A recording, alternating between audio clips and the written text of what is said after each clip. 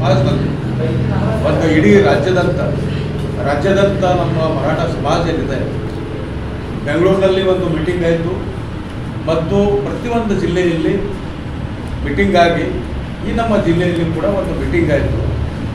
ಈ ಮುಂಬರುವ ಲೋಕಸಭೆ ಎಲೆಕ್ಷನ್ನಲ್ಲಿ ಈ ನಮ್ಮ ಮರಾಠ ಸಮಾಜದ ವತಿಯಿಂದ ಒಂದು ಕ್ಯಾಂಡಿಡೇಟ್ ಏನಂತ ಕಾಂಗ್ರೆಸ್ ಪಕ್ಷದಿಂದ ಈ ಬೀದರ್ ಲೋಕಸಭಾಕ್ಕೆ ನಾವು ಇಳಿಸಬೇಕಂತ ಮೀಟಿಂಗ್ ಆಯಿತು.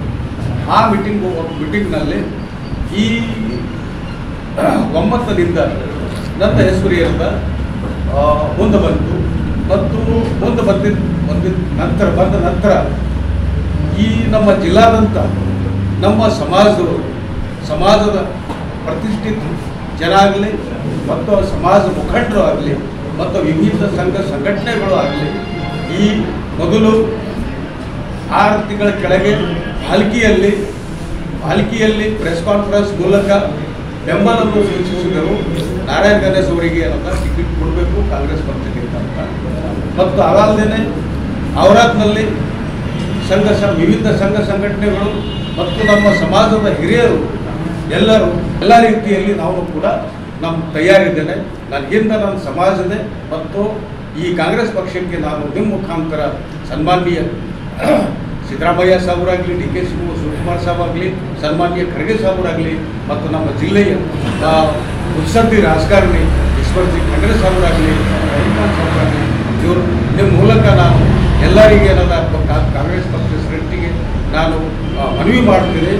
ಈ ನಮಗೆ ಒಂದು ವೇಳೆ ಟಿಕೆಟ್ ಕೊಟ್ಟರೆ ನಮ್ಮ ಬೆನ್ನಿಗೆ SC ST ಮೈನಾರಿಟಿ ಬ್ಯಾಕ್ವರ್ಡ್ನವರು ಇರ್ತಾರೆ ಮತ್ತು ನಮ್ಮ ಸಮಾಜದ ಬೆಂಬಲ ಏನದ ನನ್ನ ಬೆನ್ನಿಗಿದೆ, ನಾನು ಗೆದ್ದೇ ತೋರಿಸ್ತೀನಿ.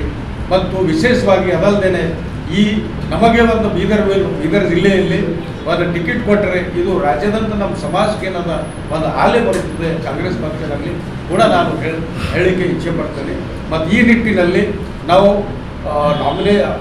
ಅಪ್ಲಿಕೇಶನ್ನು ಕೂಡ ತುಂಬಿದ್ದೇವೆ ಮತ್ತು ಕಾಂಗ್ರೆಸ್ ಪಕ್ಷದಲ್ಲಿ ಪ್ರತಿಯೊಬ್ಬ ಪ್ರತಿನಿಧಿ ವ್ಯಕ್ತಿಗಳಿಗೆ ಎಲ್ಲ ಭೇಟಿಯಾಗಿದ್ದೀವಿ.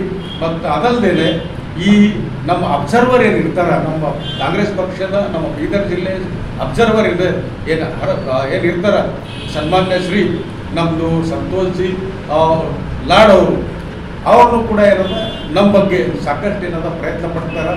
ಅವರು ಮತ್ತು ಹನಗಲ್ ಶಾಸಕರು ನಮ್ಮ ಶ್ರೀನಿವಾಸ್ ಜಿ ಮಾನೆ ಅವರು ಮತ್ತು ಸಂತೋಷ್ ಲಾಡ್ ಅವ್ರನ್ನೂ ಕೂಡ ನಮ್ಮ ಬಗ್ಗೆ ಪ್ರಯತ್ನ ಮೇಲ್ ಹೈಕಮಾಂಡ್ಗೆ ನಾವು ಪ್ರಯತ್ನ ಪಡ್ತಾ ಇದ್ದಾರೆ.